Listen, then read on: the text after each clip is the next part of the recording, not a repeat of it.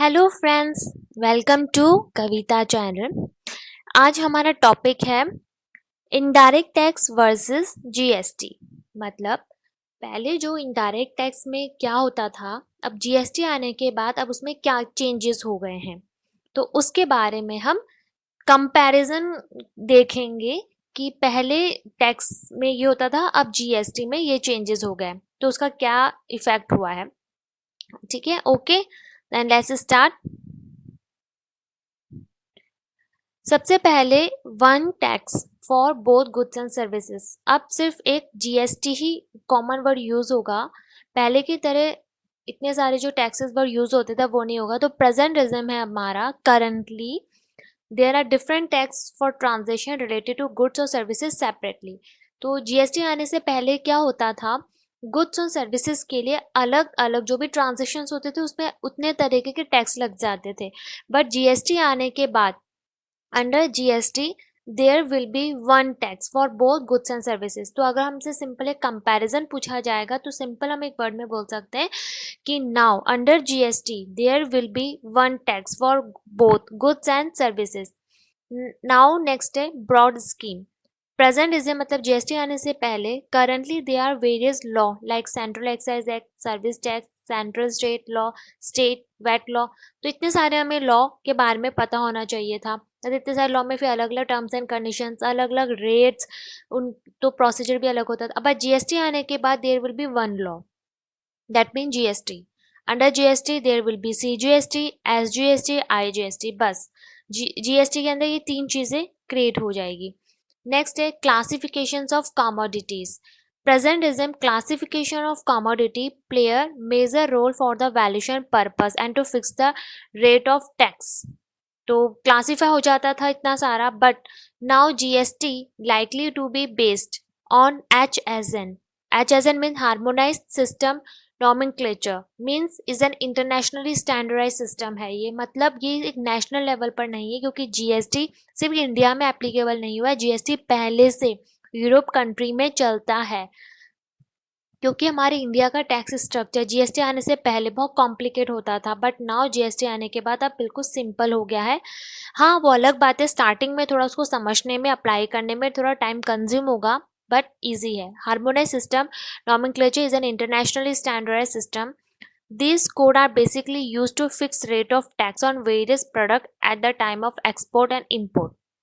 Now, registration number. Present regime registration number are called as TIN. पहले क्या होता था, टिन को बेस करता था transaction identification number, but now registration number are based PAN based permanent account number पे 15 digits का registration number बनाया जाएगा अंडर द जीएसटी में। Now place of taxation. Present regime में existing based tax are origin based tax, but GST will be an designation tax based होगा कि किस जगह जा रहे, डेजिग्नेशन बेस्ड होगा। ठीक है, now tax base. Present is narrow as compare to GST, but GST will be a wider as comparative to existing indirect tax structure. Tax burden. In the present scenario, tax burden are very high.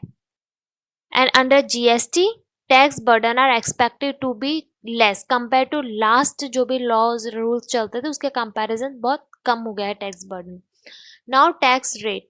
Present regime different tax rate levy across product and across state. अलग जैसे state में चला, हर state का tax rate अलग अलग होता था, product wise, state wise. But GST आने के बाद under GST there will be one C GST rate and a uniform rate of SGST across all state and IGST for intrastate। तो कोई कंफ्यूजन नहीं है, one state to another state जो भी CGST, SGST, IGST सबका common होगा।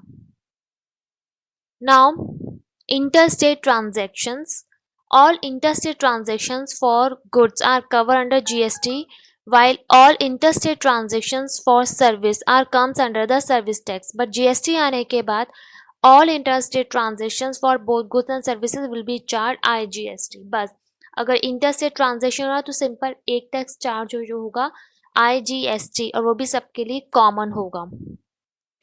Tax on interstate transfer of goods to branch depot against agent, ये बहुत अच्छी चीज हुई है। पहले क्या होता था, जीएसटी आने से पहले Interstate transactions are taxable and the partially will get exemptions against form F। कहते थे कि हमारा स्टॉक ट्रांसफर हो रहा है, डिपो पे जा रहा है, तो फॉर्म F इशू कर देते थे जिसमें टैक्स नहीं लगता। बट जीएसटी आने के बाद all interstate transactions of goods will be charge and will be taxable हो जाएगा, चाहे आप ट्रांसफर करो या सेल करो। Tax on import. Import goods are tax to custom duty, comparison basic custom duty, countervailing duty और स्पेशल एडिशनल ड्यूटी। जीएसटी आने के बाद import of goods and services will be taxable which will be comprising of basic custom duty and GST। Basic custom duty on goods no change. पहले भी basic custom duty charge होता था import होने पर, और जीएसटी आने के बाद भी बेसिक कस्टम ड्यूटी चार्ज होगा। काउंटरवैलिंग ड्यूटी और special duty on import of goods and import of services to be subsumed in GST. तो मतलब वो सब कंबाइंड हो गया, बट बेसिक कस्टम ड्यूटी में कोई चेंज नहीं हुआ है।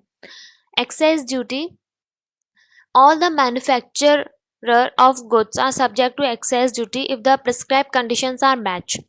This is being control centre under separate act, central excise act, custom act, बहुत सारे एक्ट होते थे एक्साइज चार्ज में। बट अब ना सिंपल एक जीएसटी होगा to be subsumed in CGST.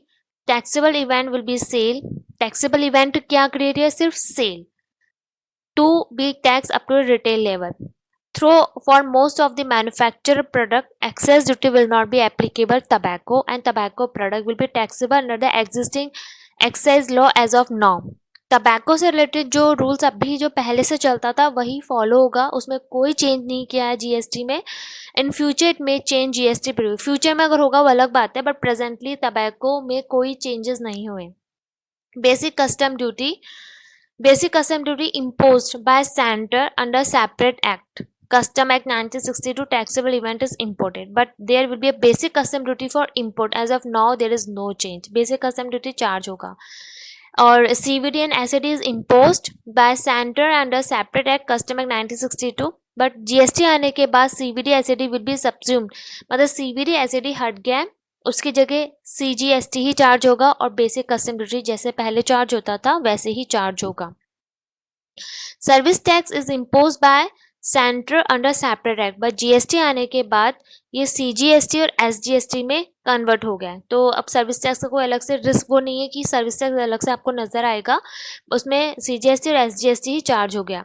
VAT से रिलेटेड अगर हम बात करें, जीएसटी आने के बाद VAT is subsumed in SGST, taxable event in sale within a state, within a state sale होगा तो SGST, one state to another state होगा तो आईजीएसटी, और सीजीएसटी तो लगेगा, उसमें कोई डाउट नहीं है। कास्केडिंग इफेक्ट में भी हमें रिलीफ हुआ है। जीएसटी आने के बाद mechanism will remove the cascading effect by providing credit.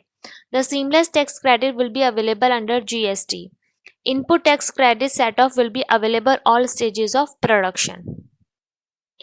Cross levy set off adjustment, there will be any cross set off between CGST and SGST. ठीक है, तो सीजीएसटी का सीजीएसटी से हो जाएगा, एसजीएसटी का एसजीएसटी से हो जाएगा, बट सीजीएसटी का एसजीएसटी से नहीं होगा, एसजीएसटी का सीजीएसटी से नहीं होगा, बट इनमें कुछ भी बैलेंस रखा होगा वो आईजीएसटी में यूज हो जाएगा। कंप्लायंसेस को अगर हम देखें जीएसटी आने के बाद, it's presume that tax compliance would be easy, बहुत इजी हो गया समझने में और उसको करने में भी, as there will be only one GST for both goods and services. Concurrent power, GST आने के बाद as the amendment in the Indian constitutions, there will be concurrent power for both center and state। And thank you for watching my this video friends, take care, bye bye।